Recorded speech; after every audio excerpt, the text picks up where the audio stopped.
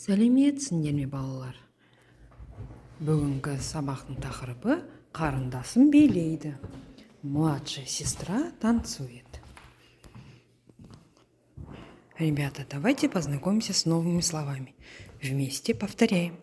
Би – танец, моншақ – бусы, сахна – сцена, қимыл – движение. Еще раз повторяем. Би, моншақ, сахна, қимыл. Это следующее задание, второе задание, екінші тапсырма. Мәтінді оқимыз, сұрақтарға жауап береміз. Прочитаем текст и отвечаем на вопросы. Слушаем текст. Қарындасым Гүлсая би үйірмесіне қатысады. Младшая сестренка Гүлсая ходит в танцевальный кружок. Гүлсаяның әдемі моншағы бар. У Гүлсаи есть красивые бусы. Оның көйлегі қызыл, ее платье красное. Ол жақсы билейді, она хорошо танцует. Ол сахнада достарымен қара жорға биін билейді. Она на сцене танцует қара жорға со своими друзьями.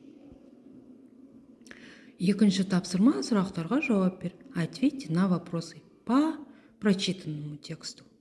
Гүлсая неге қатысады? Куда ходит Гүлсая?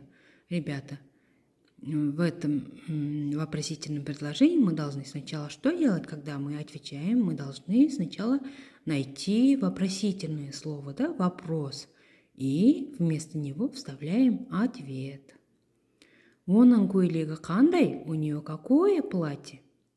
Гүлсаяда не бар? Что есть у Гүлсаи? Ол кімдермен билейді? С кем она танцует?